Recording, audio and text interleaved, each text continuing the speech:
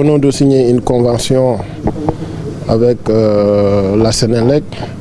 Comme vous le savez, c'est pour répondre aux attentes de M. le Président de la République, son Excellence Macky Sall, qui a impulsé une nouvelle politique intelligente d'organisation spatiale par la mise en place, par l'élaboration du plan national d'aménagement et de développement territorial du Sénégal, qui a comme objectif de bien structurer l'espace.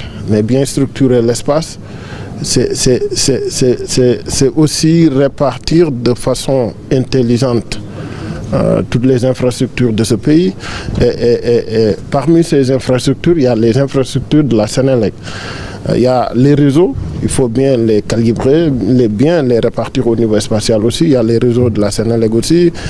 Je parlais tantôt au DG de la Sénélec.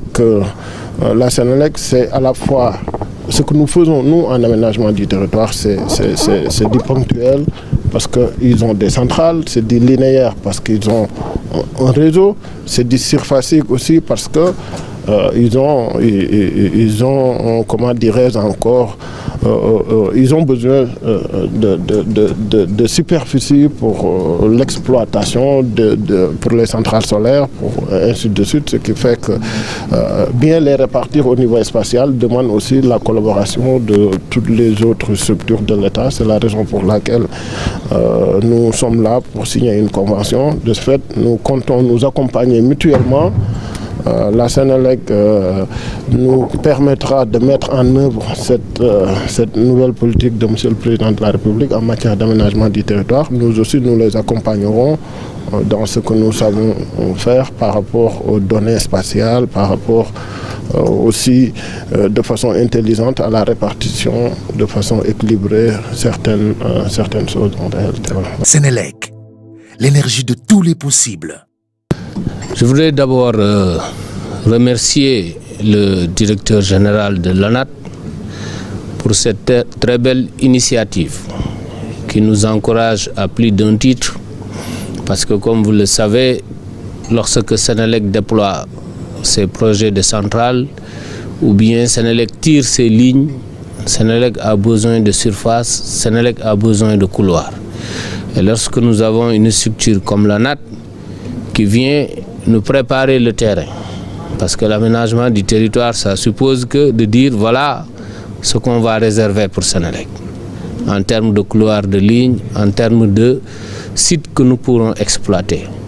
Et chaque fois que nous faisons notre planification ou bien nous devons déployer nos projets, comme vous le savez, le vrai problème c'est le foncier.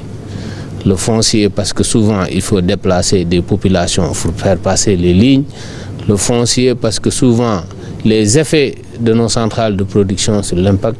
Et maintenant si l'ANAT vient nous dire tout ce travail est fait avec le PNADT, ça nous ne pouvons que saluer cela. C'est pourquoi cette convention-là est très importante et c'est ce qui explique la mobilisation et la disponibilité de Sénélec. Parce que c'est comme ça que nous pouvons ensemble mieux servir les populations.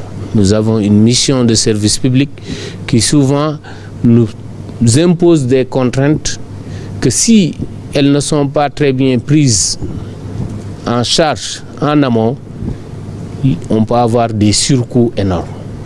Et ces surcoûts, c'est malheureusement les populations qui vont les payer. Maintenant, si l'ANAT est là pour nous régler tous ces problèmes en amont, nous ne pouvons que nous en féliciter. Et c'est pourquoi je voudrais véritablement remercier M. le directeur général pour cette belle initiative, mais également pour tout ce qu'il nous a montré sur le PNADT, qui nous montre également tout ce que nous avons à faire, nous, Sénélec, pour accompagner et matérialiser la vision de son Excellence, M. le Président de la République. Sénélec, l'énergie de tous les possibles.